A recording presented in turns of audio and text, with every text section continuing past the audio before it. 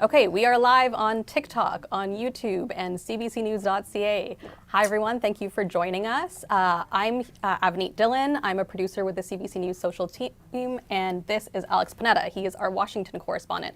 We are here in Washington, D.C. Yesterday was Donald Trump's inauguration, second inauguration. It was the first day of his second presidential term. And Alex is here to answer any questions that you guys have about Trump's second term, about Canada-U.S. relations. But before we get started, Alex, do you want to introduce yourself and just your expertise and your background as a journalist? Well, expertise such as it is limited to having watched the United States as a country for the last 11 years. I'm a correspondent here in the Washington Bureau. Before that, I spent a few years in Ottawa and in Montreal. I grew up in Montreal. Covered Quebec politics and Canadian politics, and I've covered mainly U.S. politics for the last 11 years. And I've seen, I guess this will be my fourth presidential term, and third president now that Trump has come back as of yesterday. So yeah. Perfect. And so if you're watching us on YouTube, you can leave your questions in the live chat. If you're watching on TikTok, you can leave them in the comments. And if you're watching on our website, CBCNews.ca, you can email your questions to ask@cbc.ca. We have a team back in Toronto that's going to be feeding those questions to us. But we did actually get some questions in advance from our audience who emailed us at ask@cbc.ca.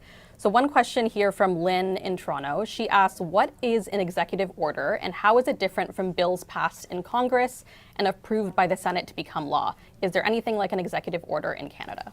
That is an excellent question, and an important one about one of the least understood aspects of American politics. Do we have something like executive orders in Canada? Sure, they're called orders in council, where the administration, or the government as you call it in Canada, issues advice or instructions to the federal civil service and the bureaucracy. So here in the United States, about, 2.5 million people work for the federal government. And what the president will do is issue executive orders that are instructions to those employees about how to enact the laws passed by Congress. So Congress passes the laws, as our viewer mentioned. And then it's up to the president and the executive branch of government to execute those laws. And they can get pretty creative in how they do that. So I'll give you one example. Barack Obama, early 2010s, was growing frustrated that immigration reform was stalled in Congress. So he said, it's unfair to all the kids who've grown up in the United States, who were brought to the United States, maybe illegally by their parents, but have grown up here, have gone to school here, are maybe working here, and don't deserve to be living in this state of limbo. So what he did is he created what's called the DACA program. These kids are called Dreamers now, where he instructs the federal government, the deportation services like ICE, to deprioritize kids who meet certain conditions. If they were brought as young people, if they have a clean criminal record, if they went to school, if they're working, and basically to put them in the back of the line for deportation indefinitely, to shelve it indefinitely. Now, that's been challenged in court. Some people say it's illegal. He didn't have the authority to do that. And Trump has canceled that program. He may cancel it again.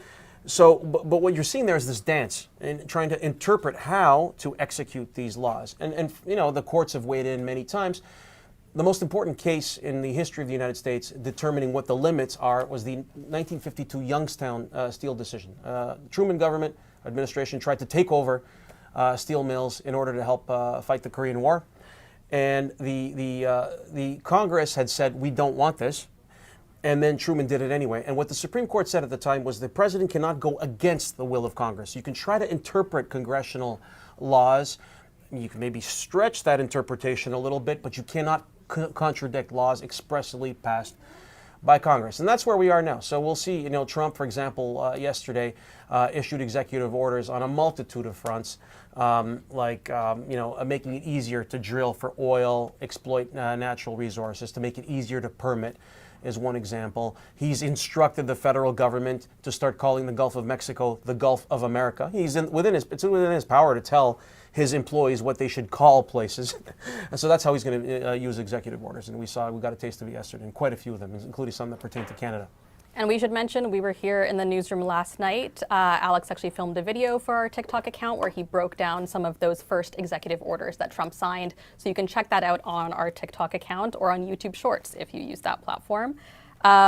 So another question we got in advance from ask@cbc.ca has to do with something that Trump said in his speech yesterday. He mentioned manifest destiny, and this question comes from Robert. He says Trump mentioned manifest destiny, which applies to Canada. Why has no one mentioned that? How might this apply to Trump's idea of American expansion? Now, I did mention it in my story yesterday, and also we had a live blog yesterday where I was like, I think I wrote a headline like, Trump says he wants to expand U.S. territory, and my headline was like, to where? Because it wasn't very clear. Like, if you had to sort of really be listening carefully, because in his speech yesterday, he talked about taking back the Panama Canal, which had been ceded to Panama in the 1970s, and he says that. Then he goes on this laundry list of things he wants to do. And then later talks about planting the U.S. flag on Mars. And in the midst of that laundry list, he says, we are going to do X, Y, Z, expand American territory, blah, blah, blah, blah, blah. And you have to, almost like a record scratch moment. You're like, wait a second. The United States has not expanded its territory in generations. It's quite a rare event. So it's not entirely clear what he means. Obviously, caught a lot of attention because he's talked about, unlike most U.S. presidents, talks about making Canada a state, and annexing Greenland, and taking back the Panama Canal. So it's not entirely clear what he was referring to. But he is the first U.S. president probably, or the first major U.S. politician probably in 110 years or so, to talk in any semi-serious way about annexing Canada. The last time a prominent American politician here even said it in anything more than jest would have been the Speaker of the House of Representatives, Champ Clark, in 1911. There was a debate about free trade, and he said something to the effect of, once we get Canada into a free trade agreement, we'll be able to, the American flag will fly all the way to the North Pole because we'll eventually take them over. That was extremely unpopular as a sentiment in Canada, created a backlash against free trade, helped defeat the Laurier government at the time. That was the pro-trade party, the Liberals at the time. And we didn't talk about free trade for another 50 years with the United States. So Trump is obviously smashing a precedent there, and one of many precedents he's smashing, and that's talking about annexing the neighborhood. And yeah, it's like I said, the first time in 110 years or so. So very unprecedented. We are getting some live questions on TikTok, so I'm going to turn to some of those. Kaylee on TikTok asks, do we think the Safe Third Country Agreement between Canada and the USA will become an issue again? That's a good question. Migration definitely is going to become an issue. And I haven't heard Trump talk about Safe Third Country yet, so I can't presume that it's going to become one. I think we'll probably see migration flows both ways, including from some people who want to leave the United States if they fear deportation or for any other reason over the next couple of years. So I think the Safe Third Country has benefited both countries. I haven't gotten wind of it being canceled, but I stand to be corrected. And going back to some of the questions we received in advance to our Ask inbox, again, you can email your questions to ask@cbc.ca if you're watching on our website. This question is from John from Midland, Ontario. Doesn't the CUSMA have a bearing on the tariff threat issue? You would think. First time I talked about these tariff threats on TV, I brought a piece of paper and I said he'd in effect be doing this. I tore the paper on TV. He'd be doing this to the USMCA, CUSMA, as it's called in Canada. Yeah, it would obviously be a gross violation of the trade agreement, and call into question what the point of the agreement is if it can be so willfully ignored. So that was also a question from Gary. He said, I thought the USMCA trade agreement was in effect till 2036. What was the point? Didn't Donald Trump sign it? Yeah, he did, and he's been calling it the greatest trade agreement in history up until like a few minutes ago. So we'll see whether he wants to continue to make. There's a bit of a disparity though in the executive order he released on trade yesterday, and I encourage people to read it if they're interested. It's a little more detailed than what he told reporters, which is I may put tariffs on Canada on February 1st. This thing goes through a bunch of things he asks or instructs the federal bureaucracy to do, and one of them is to study revisions they'd like to see to USMCA, because the pact will come up for review starting in 2026. It's like a 10-year review process. If it's not reviewed or renewed by 2036, it dies. But the review begins. It's supposed to begin next year.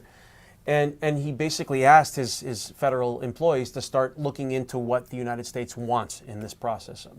I would say that there's a bit of tension there between that and basically breaking the agreement unilaterally by putting tariffs on Canada, which calls into question whether there's any point having a trade agreement with the United States. Well, I guess he'll have to resolve that tension in his own mind and in his own administration. And speaking of trade, we know yesterday, although Trump didn't sign an executive order on tariffs, he did mention that he's planning to issue a 25% tariff on Canada and Mexico, possibly by February 1st. We have a question on YouTube from Syed. He says, Ontario Premier Doug Ford has warned that the proposed tariffs could lead to the loss of up to 500,000 jobs in the province. How realistic are these numbers? So maybe you can talk about the economic impact for Canada. Sure. So during the election campaign, there were various attempts to model the potential effect of Trump's tariffs.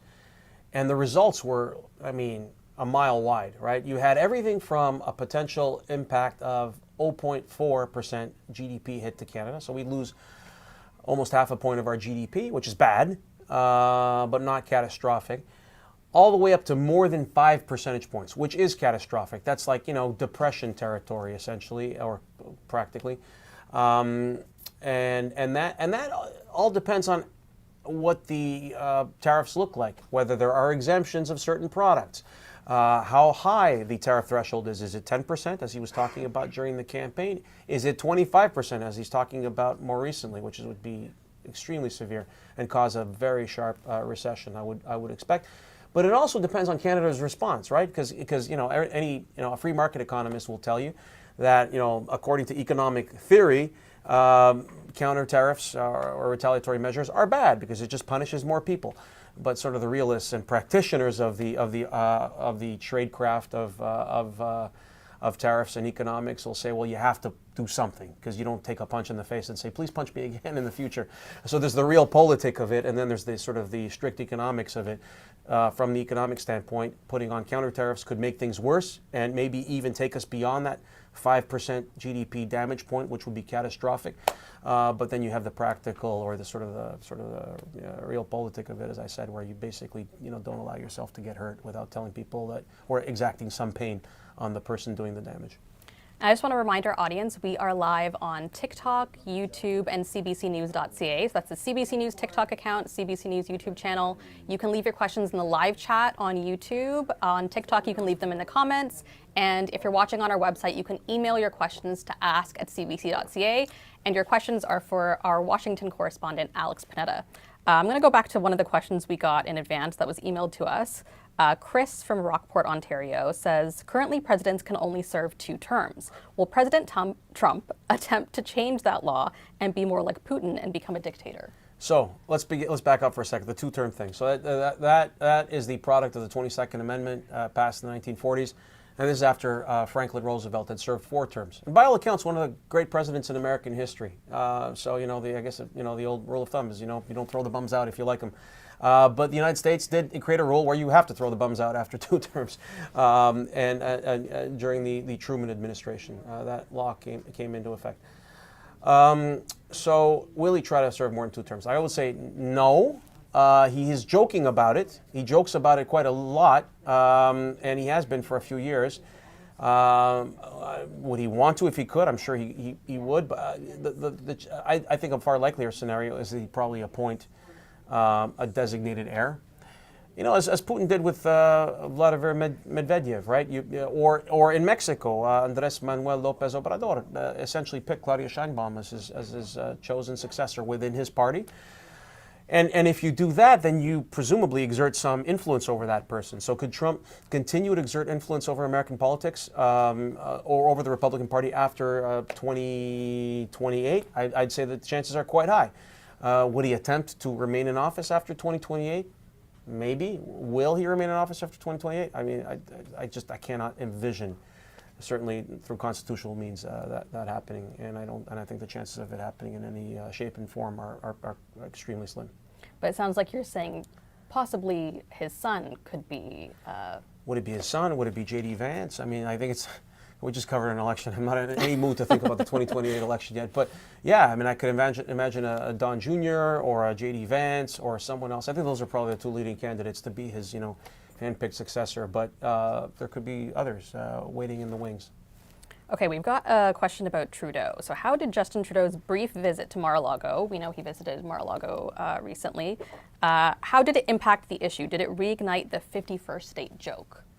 Yeah, so Trudeau says that Trump has been making this joke repeatedly over the last few years. And going back to him joking about a third term in office, when you make a joke that so often, you start to wonder whether there's an element of truth to it or an expression of his id, his inner desire. I thought he was joking or trolling. I started to doubt that when he went on at length at a press conference in early January about the rationale for making Canada a state. Did Trudeau's visit to Mar-a-Lago reignite it? Apparently so. I don't know whether he was setting Trudeau up and preparing to do it anyway, or did something come up at the meeting that made him do it? But clearly, yeah, that meeting, by all accounts, I mean, we were told it had gone well.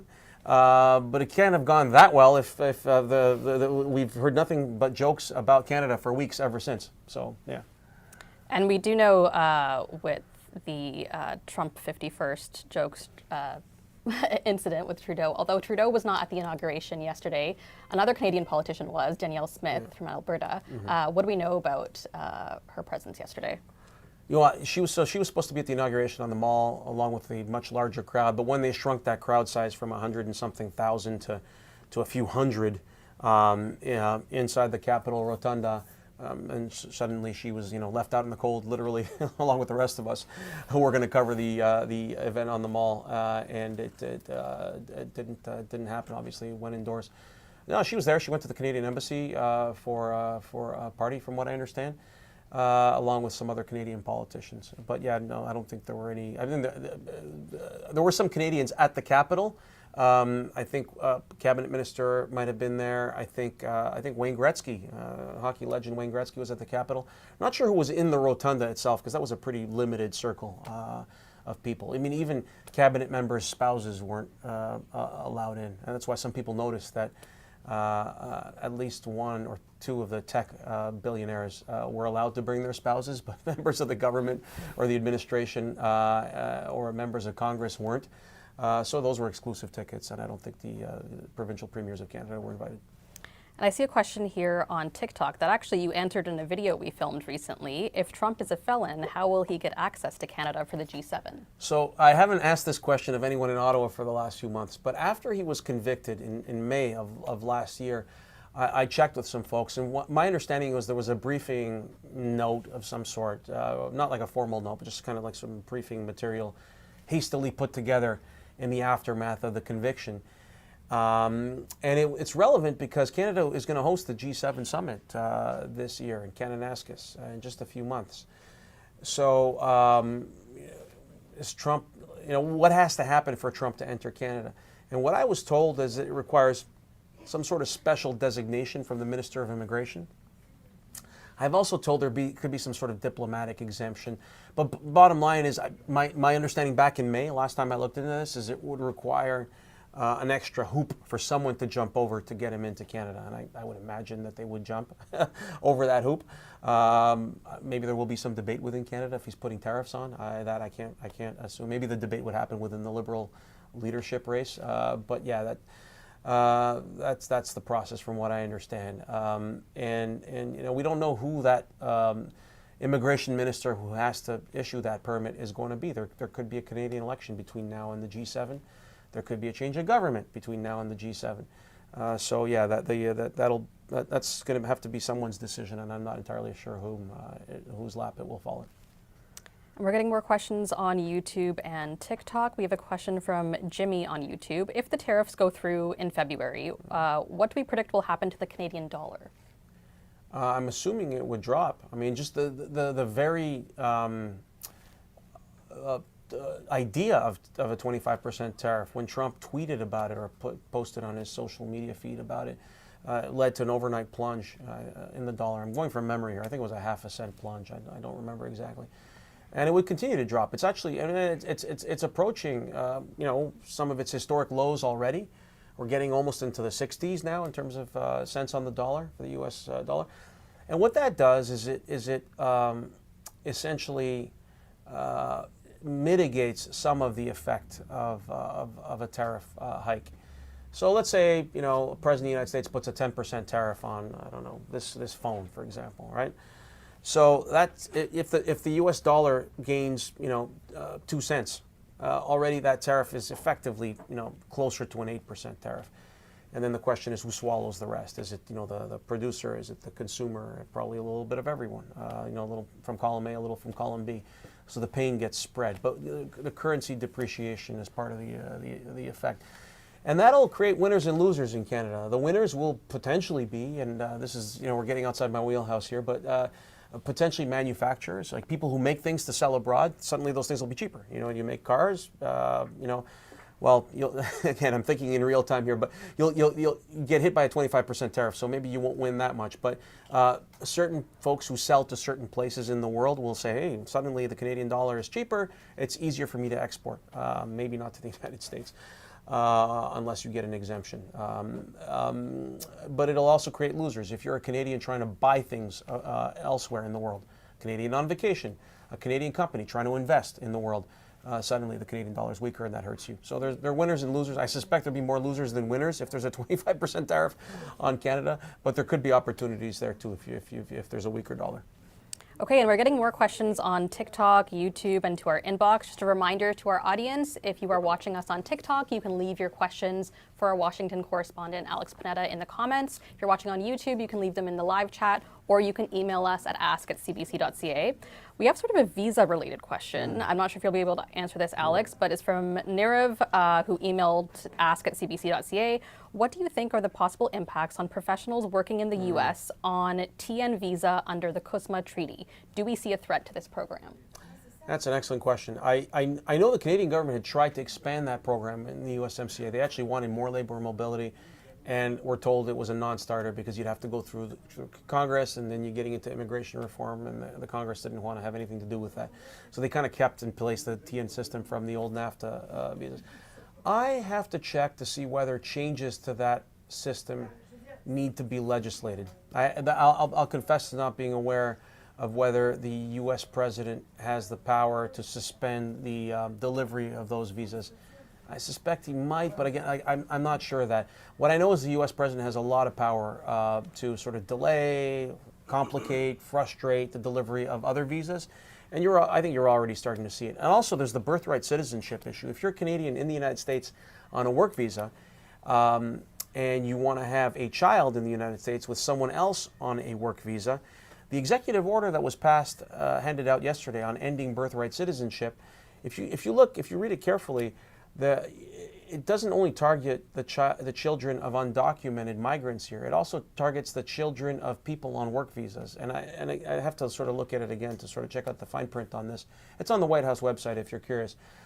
But it basically says if you are born to two people on certain work visas, you don't get citizenship, which could cause problems for a lot of people. Imagine being born in the U.S., growing up in the U.S., but you're maybe stateless, maybe not stateless, maybe you have citizenship from your parents' countries, but you're not a citizen of the country where you grow up. It'd be kind of weird. And so there's going to be tightening of a bunch of visas. I'm sure H-1Bs are going to have more problems. I wouldn't be surprised if L visas faced new challenges. But I don't know about the TN visa. I'm sorry. Okay, and then we're also getting a question on YouTube from Dave. It's about the tariffs. He said, what can everyday Canadians do to show the Americans our displeasure with the new administration? Well, if you're a drinker, it's a lot easier. If you buy alcohol, all you got to do is go to the LCBO or your Provincial Liquor Commission and not buy American booze. I would suspect it's the easiest thing. Or taking a holiday somewhere other than the United States. But let's hope, as a resident of the United States and as a citizen of Canada and an admirer of both countries, let's hope that there's some amicable arrangement that would avoid having this sort of tit-for-tat thing come to pass. But basically what I think Canadians are going to see is a burst of creativity about ways their government and they themselves could sort of exact some economic revenge on the United States if these tariffs come into effect.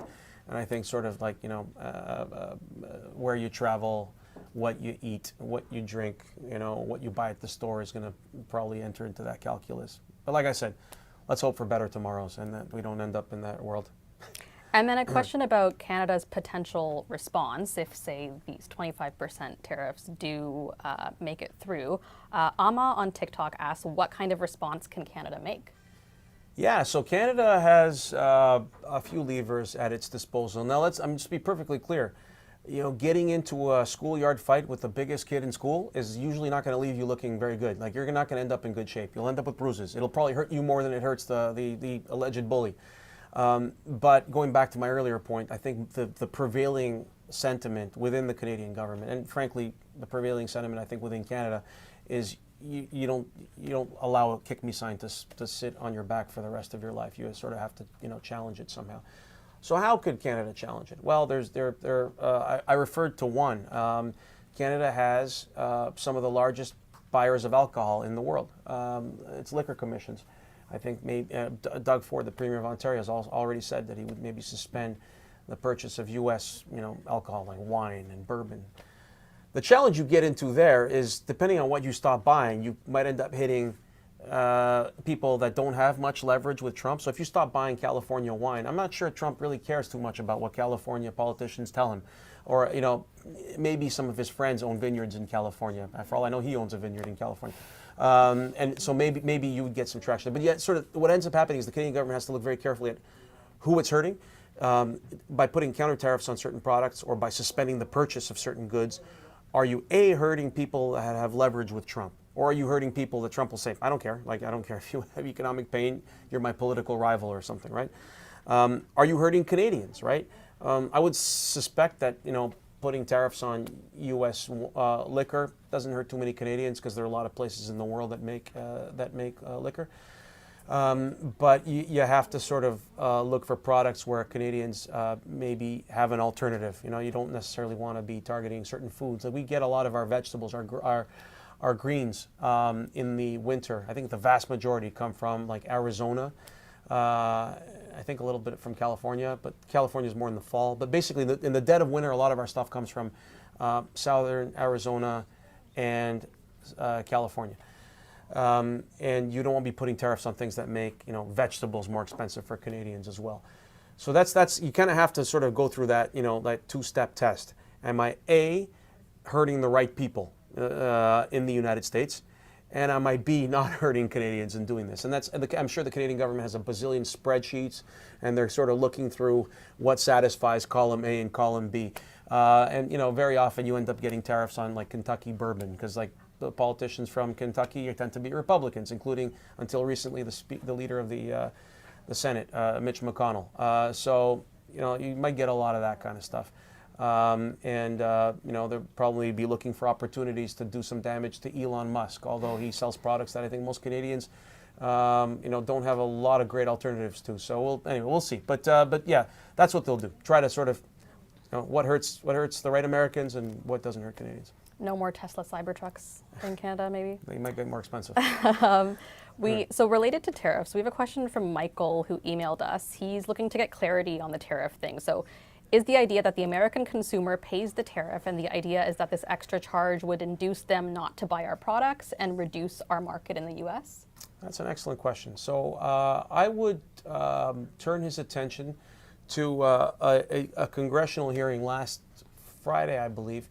The incoming Secretary of the Treasury, Scott Bessent, had his confirmation hearing, and he had a really interesting exchange about 2/3 of the way through the hearing about tariffs. And someone asked him, he said, look, a Republican, I believe it was Mark Wayne Mullen, asked him, maybe it was someone else, I don't remember. Anyway, a Republican asked him, I agree, tariffs are fine, we want to sort of bring back manufacturing, but we don't want to be hurting ourselves. We don't want to be putting tariffs on things that we buy, that we need.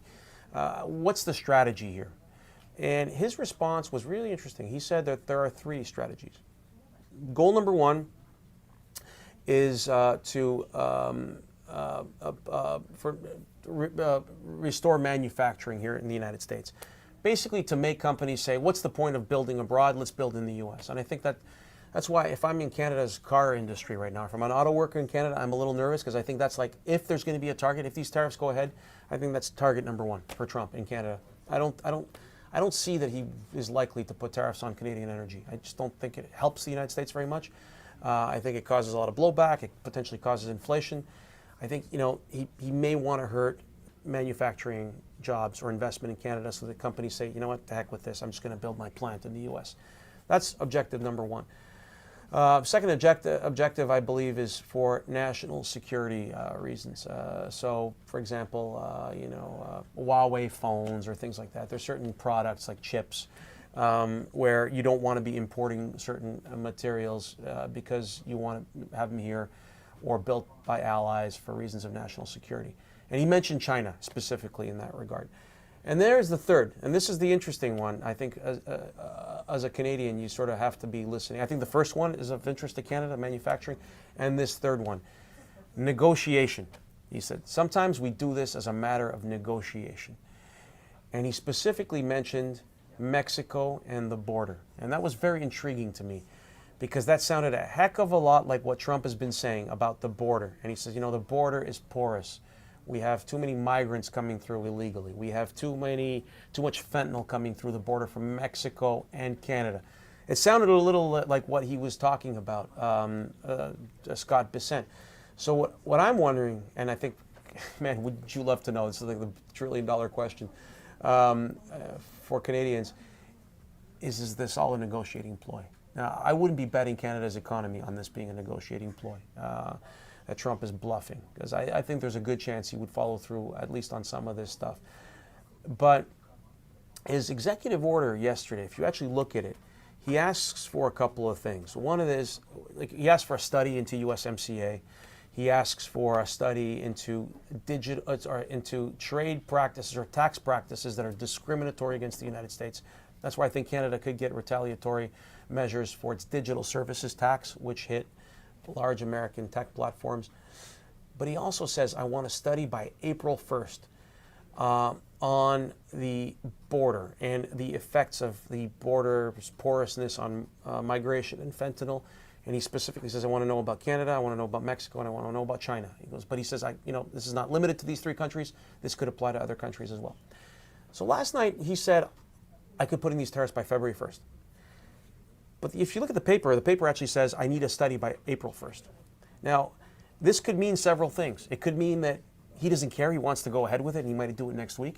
It could mean he's ignorant of the details of his own plan. It could also mean it's a negotiating ploy.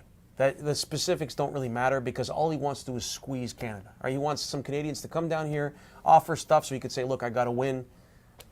Tariffs are not coming on. So that's why I say the chance that this is a negotiating ploy are real, but I wouldn't necessarily be staking Canada's economic health on Trump bluffing. That's why Canada's going to have to take it seriously and do certain things to try to alleviate the risk. Okay, and just reminding our audience again, we are live on TikTok, YouTube, and CBCNews.ca. You can leave your questions if you're watching on TikTok in the comments, on YouTube in the live chat, or you can email us at ask@cbc.ca. And we did actually get another question to our inbox from Christine. She's an interesting question. She said, I'm going on a trip next week to New York City for my birthday, a few days before Trump plans to enact tariffs on Canada. With all this uncertainty, political and economic issues happening, what should I potentially prepare for, aside from a really high exchange rate when purchasing USD? Don't eat around Times Square. The best food is in Lower Town. I'm just kidding. What should you prepare for? I suspect there'll be some additional traffic at the border. First, I don't know if she's traveling by air or by land. I think by air. By air. Lines might be a little longer as border agents implement new rules and maybe ask more questions as they're being emboldened to do, right? But I wouldn't imagine a major change in your life right now, at least not yet. I mean, I looked through some of these orders yesterday. I'll continue pouring through them. There were a bunch of them yesterday. I haven't seen anything that indicates to me that you'll face challenges getting into and out of the United States. But the day is young. So related to, again, most of our questions coming in seem to be about trade and tariffs. Is the Canadian government looking at ways to lower its economic dependency on the U.S.? Have there been any efforts towards creating or improving trade agreements with other G7 countries? That's from Francois on YouTube. That's an excellent question. And it has me revisiting the history of Canada-U.S. Trade. I said that back in 1911, Americans were talking about annexing Canada, maybe as a joke, it's not sure. There was a school of thought that they were just trying to sabotage. The person who said that, Sham Clark, was trying to sabotage trade talks. But the idea that economic integration with the United States could actually lead eventually to Canada being an adjunct state, basically a satellite state of the United States. John Turner, the Liberal leader and former Prime Minister in the 1980s, famously in the 1988 election, said to Brian Mulroney during a debate, he said, we built this country. We spent 120 years building a country east to west, and you're going to build a north-south country, and it's going to make us a satellite. I don't remember his exact words, but you're going to rip it up with one signature on a free trade agreement with the United States. Most people assume John Turner was wrong, right? Because our economy has weathered it quite well, but it did leave us more dependent on the United States. And we have not ever faced a president like Donald Trump talking about imposing the tariffs he's talked about imposing. So it's maybe making a profit out of people who were thought to be incorrect. There's certain things Canada could have done. Our largest export to the world is energy, right? Oil, gas, hydro, to a lesser extent hydro. And I would think critical minerals are going to be part of that sort of energy mix as the world moves to electric car batteries over the longer term. My own personal view is there are things Canada has chosen not to do or not done with certain speed to exploit those resources. Because I'll tell you, Canada would have a heck of a lot more leverage today if a U.S. president said, I'm putting tariffs on you. And Trump has been telling the Canadians, our trade deficit with you is a problem. We're not happy because we buy more from you than you buy from us. Canada would be in a heck of a lot stronger position if it could say to Trump, no problem, we'll solve your trade deficit. We'll send more of our liquid natural gas to India through an export infrastructure on the West Coast. We'll send more of our oil to China through the West Coast. And critical minerals, don't worry about it. We'll find other customers in the world. But here's the issue. We don't have that export capacity on the West Coast. We have some of it, and the Canadian government built some of it through TMX, that pipeline, but not enough to sort of wield that sword that I'm talking about. And as for critical minerals, we're talking in decade-long horizons about developing these resources, whereas it's been clear over the last few years the United States is looking at an urgent situation, potentially, if China makes moves on Taiwan, as American military planners say publicly they think might happen in the next 3 to 5 years.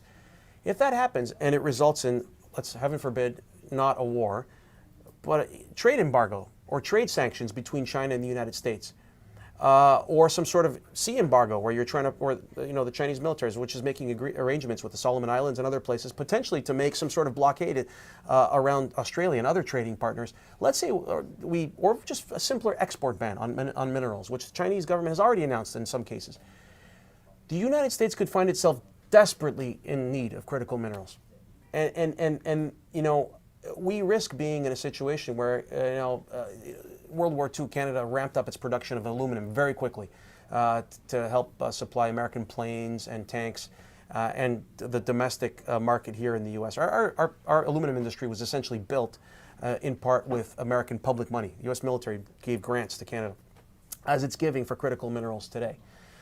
But if we continue to develop this at the speed we are, we risk being like, the equivalent of, Canada showing up in 1956 saying, hey, I got our aluminum smelters up. Well, how did World War II turn out? And so it's been slow, and we have not exercised the leverage that Francois is talking about. Okay, great. And we have a question on TikTok here. We know yesterday, as part of Trump's executive orders, he said the U.S. is leaving the World Health Organization. This person is asking, do you have concerns that Trump will remove the U.S. from NATO? I think it's a possibility. Here's a fun factoid. There's a law that passed Congress, and it's going to get us back to executive orders in a second, but there's a law that actually passed the Congress, I think last year, that says Trump would have to consult with Congress. I forget the specifics, but it says he has to consult with Congress before pulling out of NATO. You know who led that effort through the Congress? Marco Rubio, who is now the Secretary of State to Trump, all right? And this is kind of interesting because he is a bit of an oddball within the administration because he's not one of these, MAGA, America First types, right? He's very much a believer in NATO and international alliances. He's more of a traditional Republican, Rubio. So then you get into this thing. So if Trump formally announces a withdrawal from NATO, you might fall into that sort of trap I mentioned earlier, where an executive order or an executive action can't contradict the will of Congress. So a court would say, no, you're not allowed to withdraw from NATO. There are only two problems with that. Problem number one, I'm sure that the administration would argue, no, it's within his purview as a foreign affairs thing. It's international relations. I'm not sure whether he'd be successful, and I'm not going to pretend to be an expert on that question. I haven't looked into it yet. The second problem is he doesn't really need to withdraw from NATO. All he needs to do is say, I'm not showing up. You get invaded, I'm not helping you. And suddenly it's a moral withdrawal, a virtual withdrawal, and suddenly NATO has lost all its force. Because NATO may be a military organization, but its power is also political, right? It's the understanding that different elected leaders around the world will help each other in times of crisis. So will Trump withdraw from NATO? Maybe. But he would probably face some obstacles like the ones I mentioned earlier, lawsuits, the weird conflict with congressionally passed law. But he may not have to withdraw from NATO to severely weaken it, to potentially fatally weaken it. So the U.S. might be a member in name only then? Exactly. Okay. And without the United States, that's what is NATO. I mean, it'd be it would be a reading club. Like it would not be. If the United States left NATO, it wouldn't. I mean, yeah, every other nation in it would be at the mercy of anyone who wanted to invade it. So going back to Canada and Mexico and the tariffs, we have a question from Emin on YouTube. They ask, can a stronger collaboration of Canada and Mexico help against these tariffs? That's a good question. In 2017, during the early NAFTA negotiations, there's a certain dynamic that took shape where Canada and Mexico kind of, I hate to say teamed up against the United States, because I think there's a bit of a narrative that took hold. I think they kind of each took on the United States individually, because saw Trump as the enemy in these negotiations for good reason, because he's the one who launched them and wanted to rebalance trade to America's benefit. There were some people in the United States who argued, saying, what are you guys doing? Like, we want the same things as we want cars to be more expensive to build in Mexico. We want auto manufacturing jobs to stop flocking to Mexico, because it's hurting Canadian auto workers as much as it's hurting Americans. Why are you seeing us as the bad guy here? And so in the middle of those negotiations, Canada actually presented a proposal written, I think, in part by the car industry, say, okay, fine, well, let's drive up, let's create a certain rule that in order to be part of basically a NAFTA automobile or a USMCA automobile spared tariffs, a certain percentage of the car needs to be built by workers making $16 an hour. Essentially, it was basically a rule against Mexico, right? That you couldn't build too much of a car with low-wage labor in Mexico. So Canada and Mexico then kind of had a falling out. Because Canada was basically playing hardball with the United States and not coming to an agreement on things like dairy, the United States quickly made a deal with Mexico and said, Canada, you're out if you don't join us by X date. And ultimately, the United States did make a deal with Canada. But Canada and Mexico, there was some bad blood ever since, because Mexico said, Canada, you betrayed us. Canada said, well, you betrayed us by walking out and making a unilateral deal with the U.S. So the chances of Canada and Mexico now trying to team up with the United States against the United States, I think, are reduced by the sort of the experience of the last NAFTA renegotiation. And frankly, I don't even know what that teaming up looks like. I don't see it happening right now, based on history, based on economic interests. But maybe, I don't know. It's an idea that I haven't heard yet, but maybe it'll happen.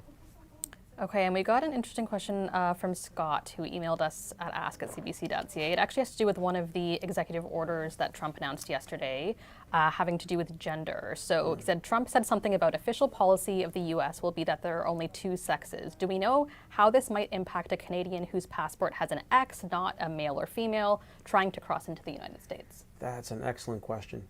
And it's an indication of the thousands of ways what got announced yesterday is going to affect people. I do not know. I have to read that executive order more carefully. I saw the announcement. I saw the order. I did not read the fine print, and I'm sorry. But that's a really good question that I'll follow up on. If people are going to have trouble traveling, yeah. Well, I'll see if there's a reference to foreign passports. There may be, because sometimes you get on things like these, you get like a sort of an asterisk at the end saying nothing in this order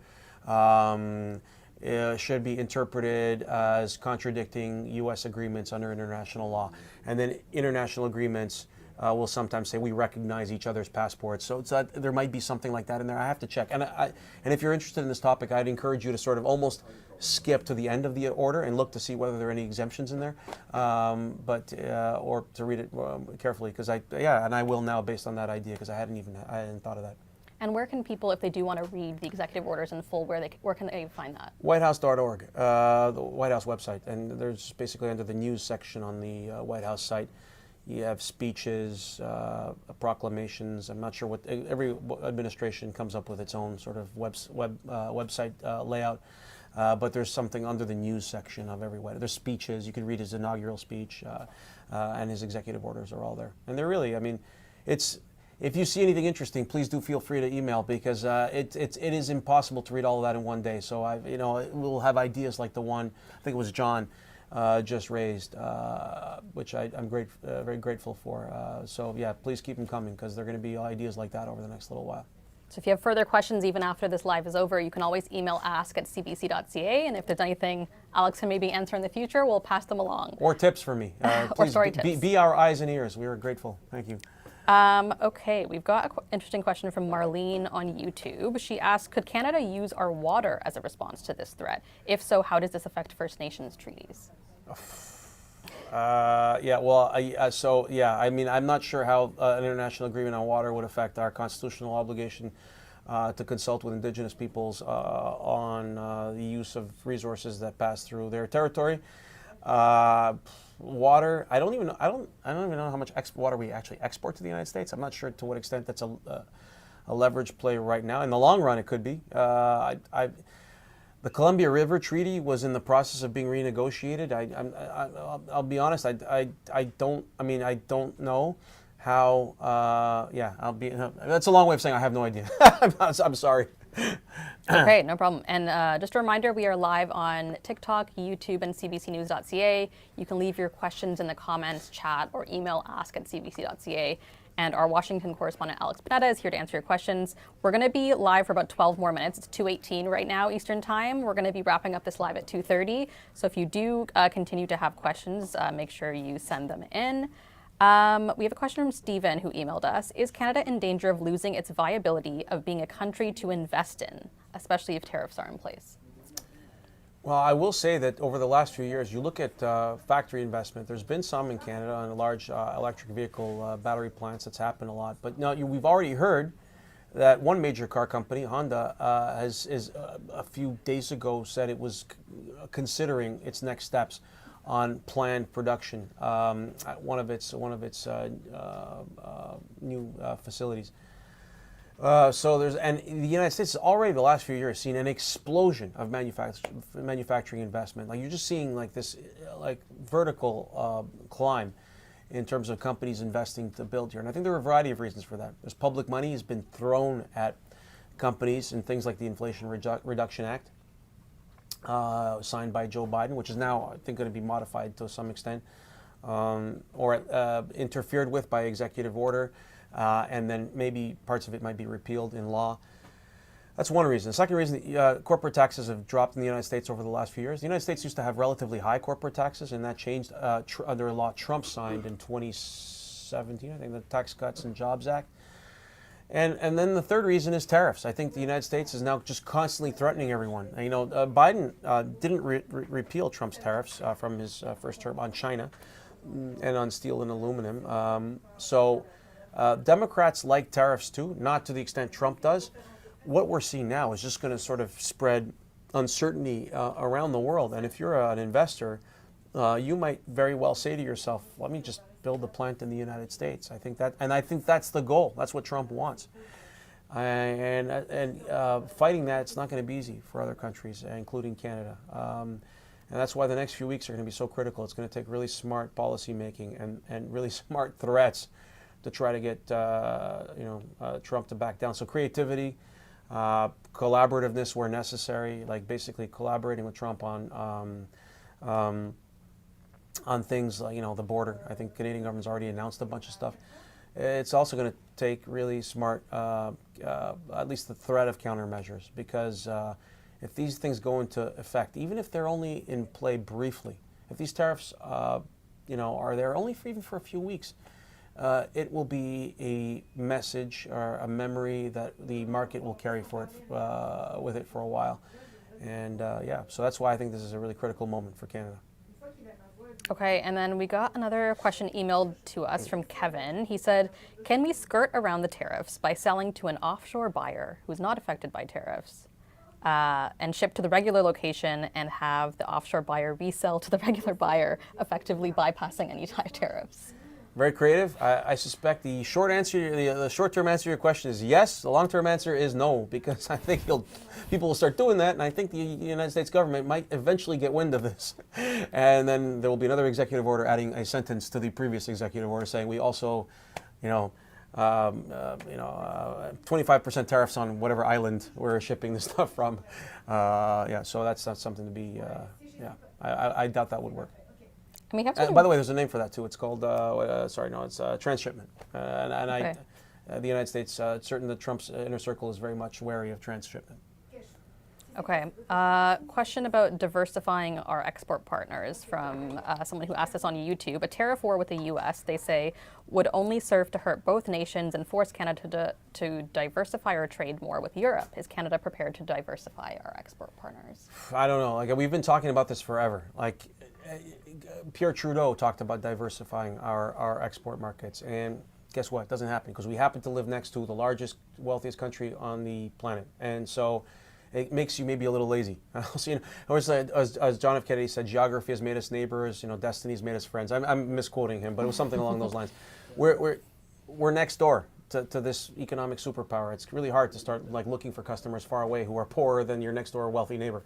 But the sort of the low-hanging fruit, I would think, is LNG, liquid natural gas, and Asia, which is, there's an argument that's been made that's if Canada wants to contribute to fighting climate change, the absolute best thing it could do in this world is getting South Asia, like India, and other countries in Asia off of dirty fuels, coal, for example, and onto LNG.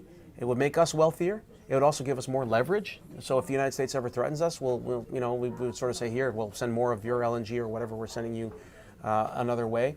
That would be that diversification we're talking about. Energy is our number one export. Our number two export is cars. So will we find additional markets other than the U.S. for our cars? I'm a little skeptical because, the world is looking for Chinese cars, which are much cheaper. It's not looking for Canadian cars, I don't think, other than the United States. So our number one export's energy. And if you don't have that infrastructure, how are you diversifying your markets? Okay, and we have a question on YouTube from Rebecca. This is going back to the 51st state joke. This person's asking, with Trump stating he wants to make Canada the 51st state, could you explain to the folks how challenging that would be to even try? So I think there's a debate about whether you actually need a constitutional amendment, in which case I'm like, don't worry, Canada, don't sweat it. There's no constitutional amendment happening. But there's also a school of thought because the reason you need a constitutional amendment is because we're not even a territory yet. So to go from not being a territory to being a territory to being a state, there's a belief you'd actually need to sort of go through this very formal and rigorous process. But then the counter argument is, well, I think Hawaii might have become a state without a constitutional amendment. On this, I have to actually check, and I'm sorry, I don't remember this off the top of my head. But and the counter argument would be, well, you don't need that. You just need an act of Congress. But then people say, well, Hawaii was already a territory. So there would be this debate about whether you need a constitutional amendment. So I would say two things. There are two things that protect Canadians who want to protect their sovereignty. Number one, there's a school of thought that says you need a constitutional amendment. Will never happen. Certainly not in the next 4 years.